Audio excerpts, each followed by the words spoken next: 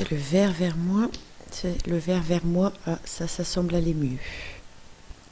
La vidéo du TP s'est donc terminée sur les propriétés du cristallin. Et vous pouvez ajouter après la notion que quand l'objet est proche, le cristallin, s'il est en bon état bien évidemment, se déforme grâce aux muscles ciliaires, c'est ce qu'on appelle l'accommodation, pour focaliser les rayons lumineux sur la rétine. Ce qui va nous amener à nous poser la question comment la rétine transforme ces rayons lumineux en un message nerveux. Et nous arrivons donc au grand 3, le rôle de la rétine. Vous allez observer au prochain TP la rétine. Vous devrez observer la coupe dans le bon sens, dans un sens choisi. Donc grand A, recherche des photorécepteurs. Vous allez pouvoir coller le document que je vous ai distribué. Et donc en TP, vous pouvez déjà noter ce que vous aurez à faire. Observer la coupe de rétine au microscope en plaçant la choroïde, c'est-à-dire cette partie plus sombre, vers le haut. Déterminer le nombre de couches de cellules nerveuses. Alors pour cela, il faut repérer les noyaux. Alors ici, je vois tout un ensemble de noyaux. Ici, j'en vois un autre. Ici, j'en vois un troisième. J'ai donc 3 couches de cellules nerveuses que dont je peux faire un schéma d'observation ici. Donc je reprends les noyaux là où ils se trouvent, les choses de forme différente ici, là également, et puis ici j'ai un schéma d'interprétation qui montre ce qui n'est pas visible. Je vois par exemple ici des petits filaments, j'en déduis qu'il s'agit en fait de neurones avec leurs dendrites et leurs axones. Alors vous devez savoir annoter une coupe comme celle-ci, c'est ce que vous devrez faire en TP. Donc tout d'abord, se localiser, la choroïde vers le haut, l'humeur vitrée vers le bas. Et donc, entre les deux, nous avons la rétine, des cellules pigmentées qui tapissent le fond de la rétine, puis les photorécepteurs, c'est-à-dire les cellules nerveuses qui reçoivent la lumière, puis des neurones bipolaires, c'est-à-dire qu'ils ont 2 côtés, c'est-à-dire des grands dendrites très prolongés et des axones, je dirais, habituels qui font synapse avec des neurones ganglionnaires dont j'ai redétaillé les éléments constitutifs, le corps cellulaire là où il y a le noyau et la fibre nerveuse ou axone qui part vers le nerf optique.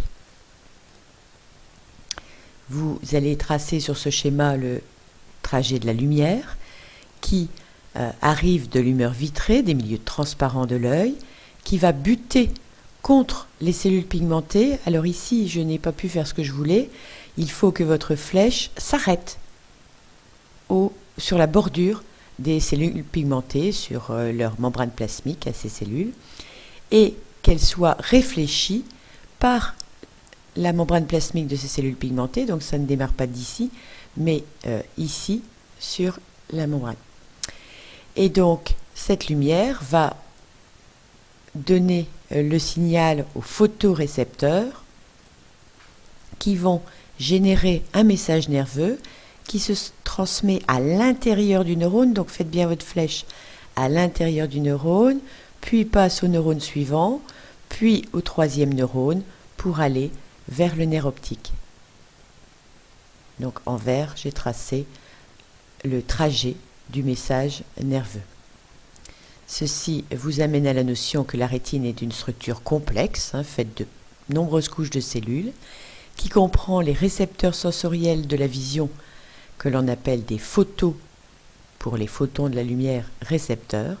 Ces photorécepteurs sont de 2 types, des cônes et des bâtonnets. On voit bien ici les bâtonnets. Les cônes sont plus difficiles à distinguer, on en voit une extrémité ici, mais on va aller les regarder plus en détail. Alors la rétine, ça n'est pas un tissu homogène, c'est-à-dire qu'on ne voit pas cela partout. Au niveau de la fovea, c'est-à-dire la zone centrale de la rétine, là où arrivent les rayons directs, il n'y a que des cônes et aucun bâtonnet, donc ce n'est pas l'image que l'on a ici. Et plus on s'éloigne de la fovea, plus les cônes deviennent rares, et donc bien sûr plus les bâtonnets deviennent nombreux. Au point de départ du nerf optique, là, il n'y a aucun photorécepteur.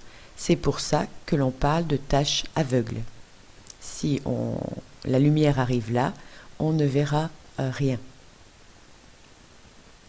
Quel est maintenant, en grand B, le rôle des photorécepteurs? Alors on peut faire quelques expériences faciles à réaliser. Par exemple, fixer un crayon que vous placez dans l'axe optique, donc au niveau de votre nez, bien devant vos yeux. Vous le déplacez vers la droite sans bouger vos yeux et vous allez constater qu'à un moment vous ne le voyez plus, donc vous avez un certain champ visuel. Dans la pénombre, vous ne distinguez plus les couleurs, d'où l'expression « la nuit, tous les chats sont gris » et vous distinguez mal les détails. Alors l'hypothèse, c'est que les cônes et les bâtonnets auraient des rôles différents qui leur sont spécifiques. Alors pour cela, vous allez coller le deuxième document avec cônes et bâtonnets agrandis. Alors tout d'abord, il faut savoir que les bâtonnets sont au nombre de 130 millions par œil et que les cônes sont au nombre de 6 millions, donc beaucoup moins. Ces photorécepteurs, on voit ici que ce sont des cellules. Pourquoi? Eh bien parce qu'il y a un noyau, du cytoplasme et tout autour une membrane plasmique, mais des cellules particulières. Donc vous pouvez annoter au milieu, pour ne pas répéter deux fois le mot noyau, puis dans le cytoplasme, on a ce qu'on appelle des organites, ce qui veut dire des petits organes. Ces organites vous sont représentés sur la droite. Il y a les mitochondries qui sont des petites structures qui ont pour but de fabriquer de l'énergie. Il y a le réticulum endoplasmique granuleux qui fabrique des protéines. On verra qu'ici, cette partie est constituée de plein de protéines. Et l'appareil de Golgi qui finalise la maturation des protéines. Donc, n'hésitez pas à ajouter le rôle de chacun de ces éléments du cytoplasme, c'est-à-dire de chacun de ces organites. Les photorécepteurs, on peut donc compléter, sont des cellules nerveuses, c'est-à-dire des neurones. Alors, comment reconnaît-on ces neurones? Eh bien, on les reconnaît à cette partie terminale qui entre en connexion avec les neurones suivants, que l'on appelle l'axone, avec une terminaison synaptique à l'extrémité. Puis la partie du noyau, c'est le corps cellulaire. Puis la partie qui est ici représentée dans le bas, c'est ce qu'on appelle le dendrite. Ici, un dendrite très particulier au niveau de sa forme et de son contenu.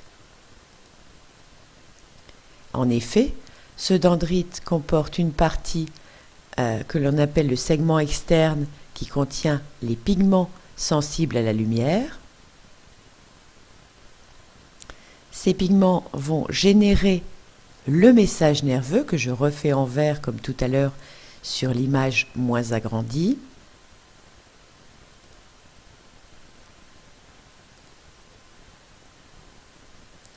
Ce qui nous amène à revenir sur notre hypothèse, les cônes et les bâtonnets auraient des rôles spécifiques. C'est ce que vous allez devoir démontrer en TP. Merci de votre attention.